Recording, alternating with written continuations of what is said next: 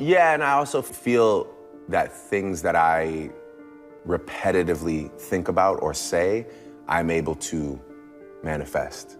Like, you know, this house, for example, I manifested this because I obsessively used to take my uncle's Audi, and I used to take a girl to Young and Eglinton, Silver City to the movies, and then to Pickle Barrel for dinner. And then I used to go tell her, like, yo, you wanna go see where I'm gonna live one day? Yeah.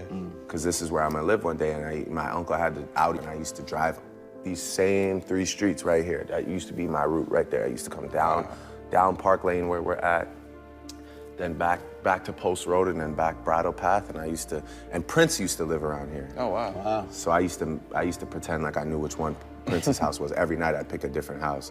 While you're on the journey, you have to disconnect from the end goal, you know? Because if you're just focused on some end goal, then you might get there, but it'll be hard to progress past that because you're so focused on that one destination that it's like, you know, you maybe forget everything in between, and maybe you could have done more in between.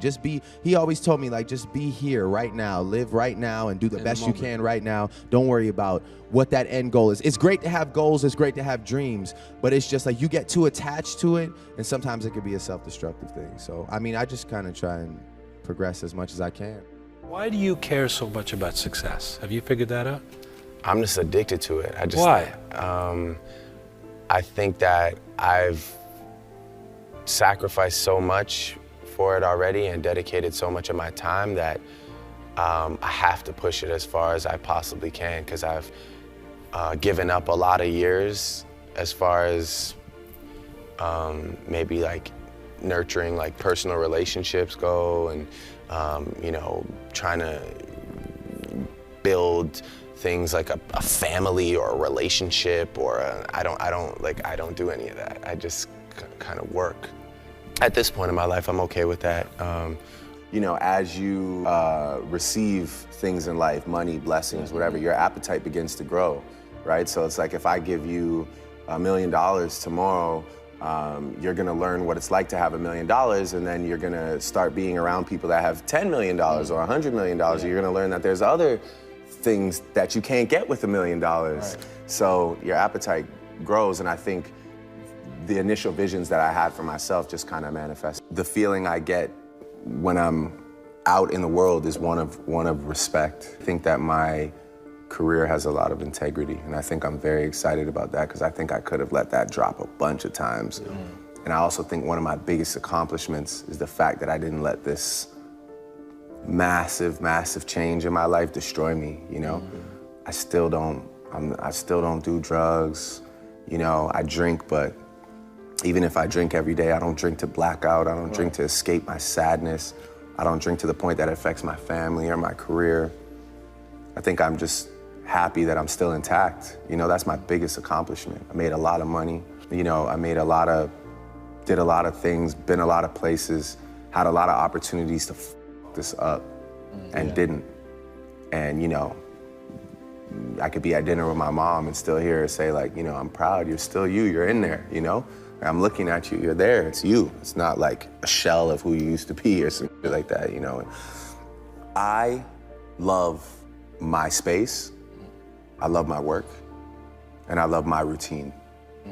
And for me to break that for somebody, it would just have to be like a really special person that fits into that puzzle and that is supportive of the things I'm doing.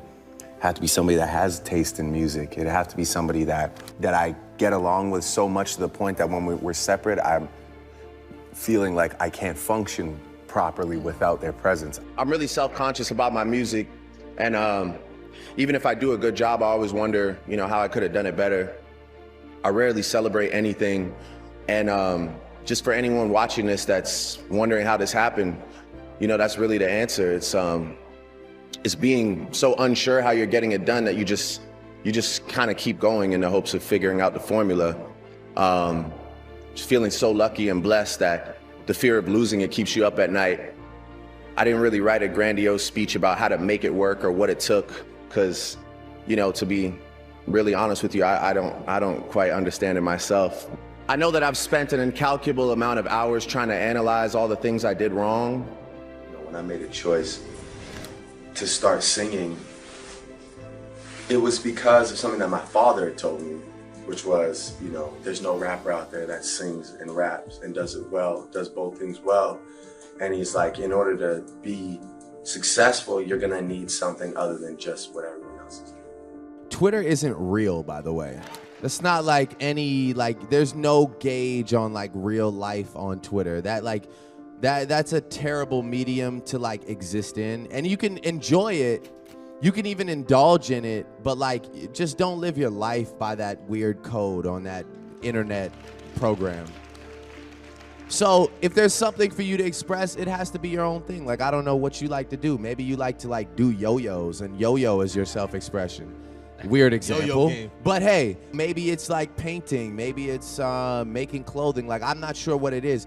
As far as expressing your feelings, if you happen to be one of those people that's eloquent enough and you enjoy words, then I always encourage you to do it any way you see fit, whether it's poetry, music, or whether it's just direct communication with people. But like, get off the internet. Like, tell somebody, like, come meet me for a drink. Let's have dinner. Let's go for a walk. You know, like real life. I don't know. Anybody, what you have to understand is like, there's a way to exist in this world that's like, we've never had it before, but like, I strongly believe in the fact that if you have a good product, for the first time ever, there's a way to like get the world to hear your product.